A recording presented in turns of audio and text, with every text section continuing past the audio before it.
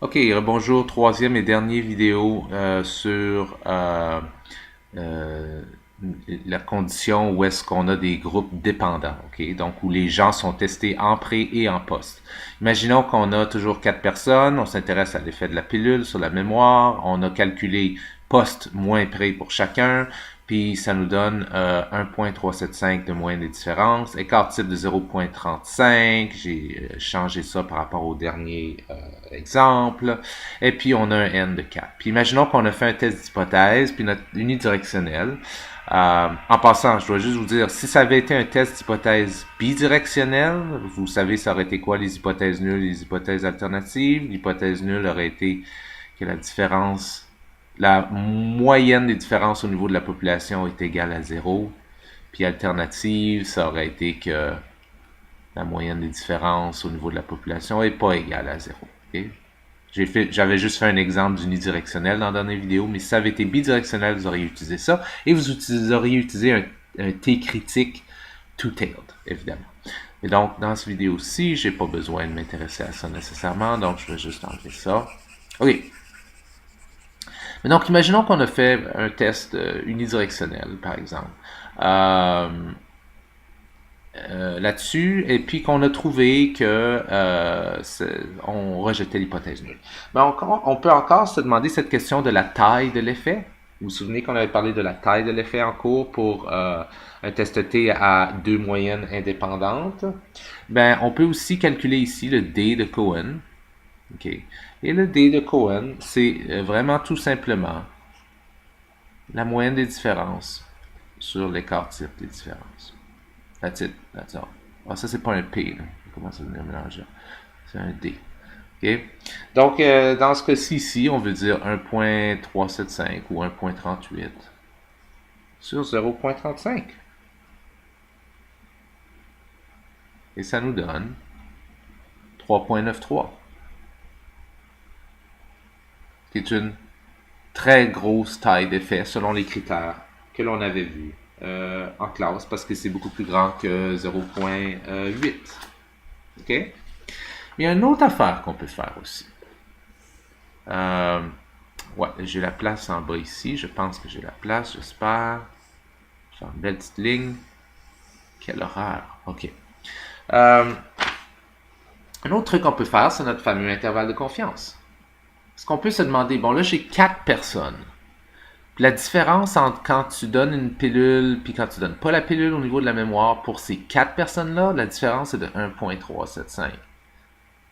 Mais ça serait quoi la différence? Est-ce que je pourrais estimer la différence si je prenais tous les êtres humains, par exemple? Ou disons que je mettrais juste aux Canadiens, qui est l'effet de la pilule sur les Canadiens. Si je prenais tous les Canadiens, puis je leur faisais pré-poste, pré-poste, pré-poste, pré-poste, puis là, je calculais la différence. Qu'est-ce que j'obtiendrais?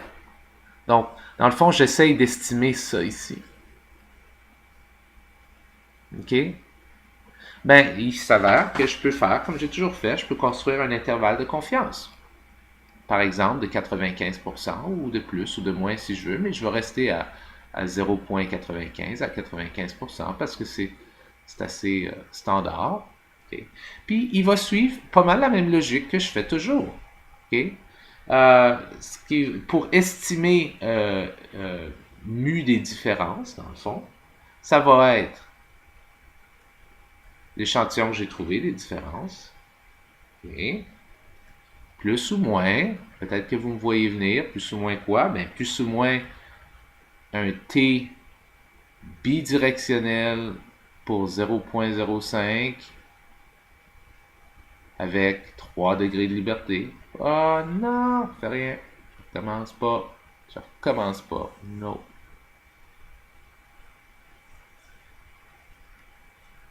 Avec 3 degrés de liberté. Ok, donc ça on pourrait supposer que c'est un DL. Égal à 3. Okay.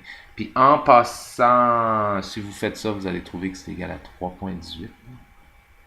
Ce T bidirectionnel-là. Fois SD sur racine carrée de R.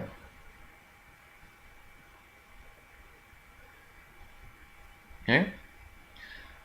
Et si vous faites ça ici, SD sur racine carrée de n, on l'a fait dans... bon, on va le faire ici. C'est 0,35 sur la racine carrée de 4, ça veut dire 0,35 sur la racine carrée de 2. OK? Et je vais calculer tout de suite. C'est 0,175. OK. Ça, c'est égal à quoi? Ben, ça, c'est 1,375. On l'a vu. Donc, en gros, ce que ça veut dire, je vais monter ça ici. Okay. Techniquement, si j'ai bien calculé mes affaires, ça veut dire que ma moyenne des différences au niveau de la population se situe quelque part entre ça plus ça fois ça et ça moins ça fois ça. C'est le classique là, de l'intervalle de confiance qu'on fait depuis le début. Donc moi, je l'ai calculé. Ça se peut que j'ai eu quelques erreurs de calcul, là, mais je ne crois pas. Pardon. Ouais, non. En fait, excusez une seconde. Ce sera pas long. J'ai sauté une étape dans mon plan ici. Donc, c'est égal à 1,375 plus ou moins 0,56. 0,56, c'est 3,18 fois 0,175. OK? Donc, si là, je commence ce que je voulais faire,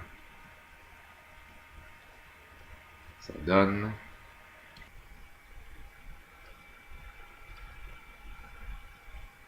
0,815 ici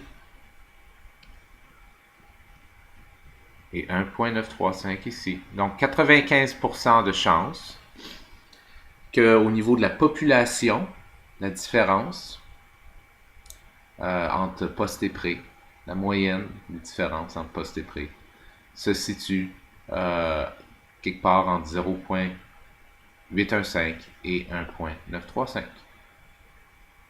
Et voilà.